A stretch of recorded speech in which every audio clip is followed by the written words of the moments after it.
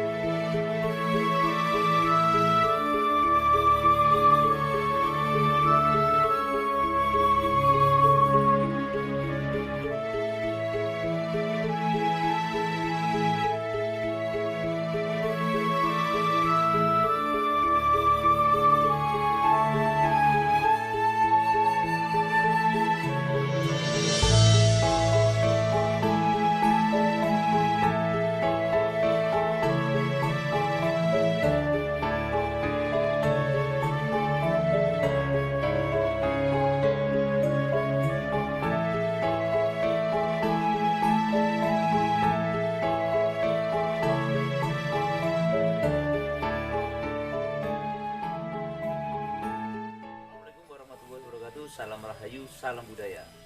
Kali ini saya berada di kediaman Kang Nanang Muni. Beliau adalah pegiat budaya dan pengrajin patung di Trawulan, Mojokerto. Di sini kami akan membahas sedikit tentang yang dulunya kampung Trawulan sini adalah kampung besi pada tahun 1960, Kang Nanang. Nanti untuk lebih jelasnya nanti kita bisa tanyakan ke beliau, Kang Nanang Muni. Silakan. Assalamualaikum warahmatullahi wabarakatuh. Salam sejahtera untuk kita semua. Om Swastiastu, Namo Buddhaya, salam kebajikan dan selamat siang untuk semua ya. Jadi bicara tentang Trawulan tahun 60-an, memang kawasan Jatisumber ini mayoritas dulu adalah pandai besi. Pandai besi di tahun 60-an itu banyaknya penemuan ya, membeludaknya penemuan dan penggalian-penggalian secara ilegal di Trawulan. Banyak warga yang tahu, melihat dan bersinggungan langsung dengan beberapa bukti kebesaran masa lalu, terutama arca ya. Seiring dengan itu akhirnya ada inisiatif 1-2 orang yang akhirnya mereka bikin patung kecil-kecilan dulu. Karena melihat dari patung itu mereka bikin replikanya dan ternyata laku 60-an sampai sekitar hampir tahun 80-an. 80-an mulai agak booming karena alatnya itu sangat mudah didapatkan, karena pengrajin patung batu kalau bikin tata biasanya kan sulit ya. Jadi mereka bikin dari pandai besi itu dengan awal itu cuma iseng-iseng masih isi waktu kosong, mungkin bisa pandai besi lagi sepi dan sebagainya itu. Dan awalnya tahun 80-an itu mereka ngambil batu masih pakai beda gayung, beda lancal, itu masih gowes ya. Jadi dulu pakai ini ya, ya, dari batu ya, batu bagutan yang diambil kali ya. Diambil kali. Kalau sekarang saat ini kan sudah dari semen. Oh, macam-macam. Macam guys, sekarang perjalanannya patung Trawulan itu yang dari batu andesit ada, itu diambil dari lereng Gunung Kelut, dari Pintar Kediri ya. Terus dari batu hijau itu dari Pacitan. Juga ada yang dari beton. Karena sering dengan perkembangan zaman juga ya. Sekitar tahun 80-an itu mulai rame banyak generasi muda yang tertarik untuk menjalani sebagai pengrajin batu, karena anak sekolah itu saat mereka pulang sekolah nyambi ngisi waktu kosong, mereka cuman awalnya menghaluskan, membantu orang tuanya sedikit, lama kelamaan jadi satu mata pencarian bagi warga. Tahun 90 sampai 2000 itu ada hampir sekitar 500 pengrajin batu baru. Karena 98 ya, eranya Krismon itu banyak PHK, akhirnya banyak orang-orang yang dulunya profesinya di pabrik, supir dan sebagainya, mereka akhirnya bikin patung juga. Tapi di tahun 2010 mulai turun lagi. Itu kira-kira kenapa Kang Nanang? Dari 500 pengrajin itu sampai ada penurunan, sampai kalau turunnya sekitar hampir 50-60%. 60%. Satu, karena keadaan pasar di Bali ya, pasar luar negeri juga, pasar internasional, karena membeludak kerja juga bersaing. Kedua masalah keuangan juga. Karena hampir 500 orang itu kalau diukuskan hampir tiap hari satu truk selesai. Kali ya. Seiring dengan itu generasi muda yang sekarang yang tertarik tahun 2010 ke belakang, mereka anak-anak muda yang sudah lulus sekolah ini lebih tertarik bekerja di sektor lain mungkin yang jadi di pabrik, jadi satpam dan sebagainya. Jadi regenerasinya agak terputus 10 tahun terakhir ini. Jadi jumlahnya sekarang paling cuma tinggal 200. Apalagi ada satu kemenkes itu. Jadi pengiriman ini kan pengrajin itu kan pastinya ada pembeli atau di luar negeri atau sampai di Indonesia kan?